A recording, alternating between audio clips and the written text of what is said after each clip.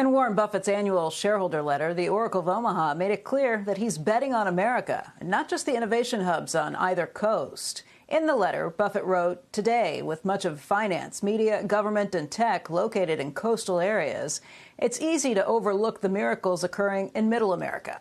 Joining us right now is a man who has made a similar bet on those Middle American miracles. That's Steve Case. He's chairman and CEO of Revolution. Revolution's Rise of the Rest seed fund and road trip is an initiative to try and support entrepreneurs and burgeoning startup ecosystems across the country. And Steve, it's great to see you. Thanks for being here today. Great to be with you. You know, I read through the letter from Warren Buffett, and it didn't occur to me to connect the dots with that and Rise of the Rest until I saw you tweet about it, which was really smart. What did you think when you read the letter and saw that? Well, it's great that, Warren, the Oracle of Omaha, is not just talking about what's happening all across the country in terms of big companies that he's used to, but what he's also focused on in terms of the innovation economy, the new companies, the startup companies. And he noted appropriately that even though a lot of the focus is on Silicon Valley, obviously a lot of great things do happen in Silicon Valley, the center of gravity has shifted over the last few years and will continue to shift.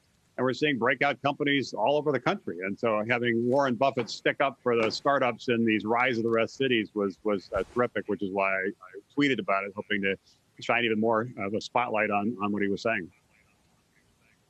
You know, I think about it, and Buffett may have been the original Rise of the Rest, being based in Omaha and seeing so many of those companies like a Nebraska Furniture Mart, seeing that up close.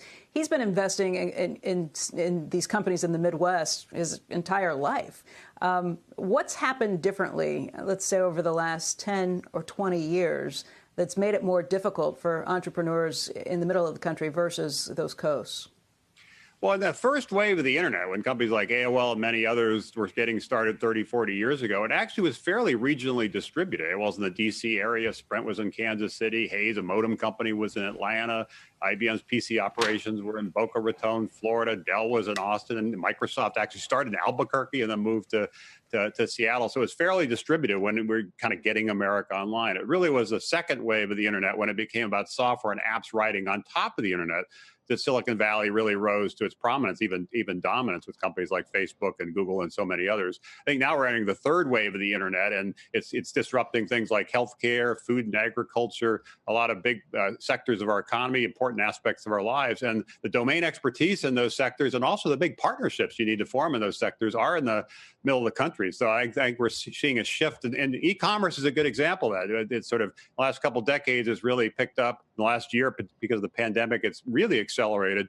So where are the powerhouse companies that are really driving e-commerce? It's Amazon in Seattle. It's Walmart in Bentonville, Arkansas. It's Chewy in Miami, Florida. One companies we backed, Big Commerce in Austin, Texas. They actually started in Sydney, Australia, and decided to move to the United States. They didn't go to Silicon Valley. They went to Austin, Texas. Now they have 800 employees there. It's a very successful public company. So the shift is happening, yet venture capitalists still are just focusing in the rearview mirror. If you look at the data, 50% of venture capital last year went to California. The other 50% went to the other 49 states. But you're seeing more and more of these breakout successes.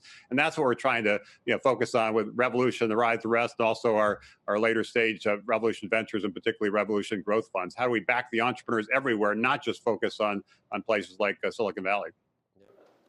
Shepard Smith here. Thanks for watching CNBC on YouTube.